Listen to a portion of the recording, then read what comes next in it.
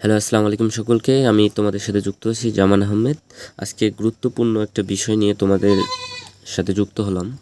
আজকে আমরা জিকে থেকে প্রশ্ন হয় একটা বিষয়াবলীর উপর কিছু গুরুত্বপূর্ণ প্রশ্ন নিয়ে আলোচনা করব। আজকের বিষয়বস্তু হলো আমাদের পদ্মা সেতু। তো প্রথমেই আসা যাক প্রশ্নে, পদ্মা সেতু কোন নদীর উপর নির্মিত? সচরাচর তোমরা সকলেই জানো পদ্মা সেতু পদ্মা নদীর উপর, আমাদের যে দেশের সবচেয়ে বড় নদী, খরস্রোতা নদী, সেই পদ্মা নদীর উপর পদ্মা সেতু নির্মিত।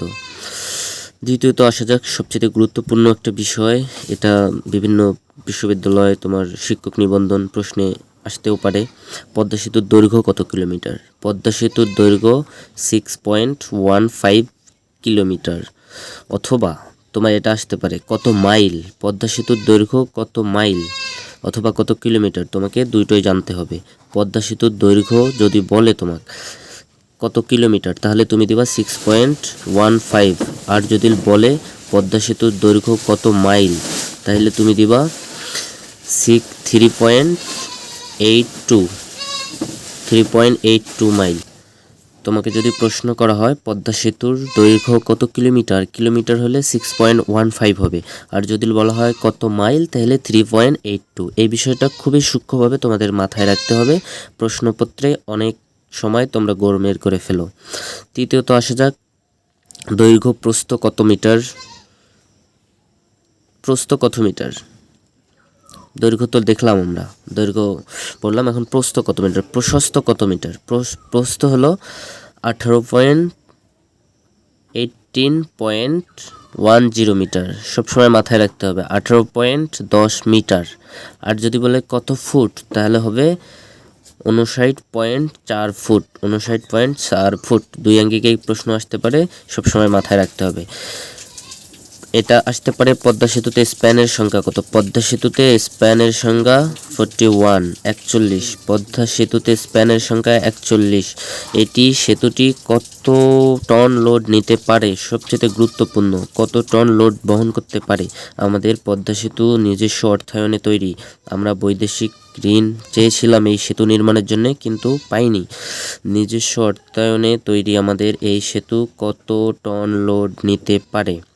যদি এই প্রশ্নটি আসে তাহলে নিঃসন্দেহে 10,000 টন লোড বহন করতে পারে আমাদের পদ্মা সেতু। 10,000 টন লোড বহন করতে পারবে।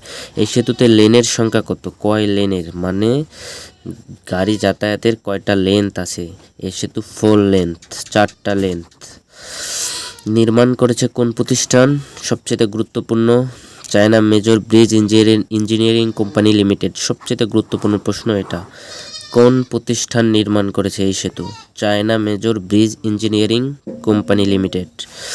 এই সেতুর কাজ শুরু হয় কবে? এই সেতুর কাজ শুরু হয় 26শে নভেম্বর 2014 সালে।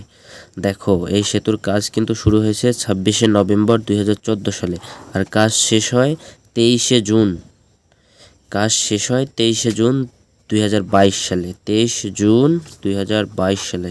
সূক্ষ্মভাবে মাথায় রাখতে হবে।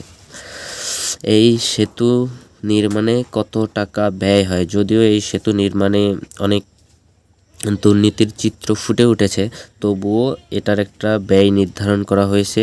সেই ব্যয়টি কত? 301.93 মিলিয়ন ডলার। 301.93 million dollar. এই সেতুটি কবে উদ্ভাবন করা হয়? এই সেতুটি 25শে জুন উদ্ভাবন করা হয়, আর 26শে জুন সবার উদ্দেশ্যে, মানে গাড়ি চলাচল, জনগণ পারাপার সবার উদ্দেশ্যে খুলে দেওয়া হয়। মনে রাখতে হবে 25শে জুন 2022 সালে উদ্ভাবন হয় পদ্মা সেতু, আর 26শে জুন 2022 সবার জন্য উন্মুক্ত করে দেওয়া হয়। তো আজকে এই ছিল তোমাদের জন্য গুরুত্বপূর্ণ কিছু প্রশ্ন। তোমরা আশা করি ক্লাসটা সুন্দরভাবে দেখেছো এবং গুরুত্বপূর্ণ বিষয়গুলি নোট করেছো। সবাইকে আবারও আসসালামু আলাইকুম। আবার দেখা হবে কোনো একটা নতুন ক্লাসে, নতুন বিষয়ে। এই পর্যন্ত ভালো থাকো, সুস্থ থাকো, নিজের যত্ন নাও। আল্লাহ হাফেজ।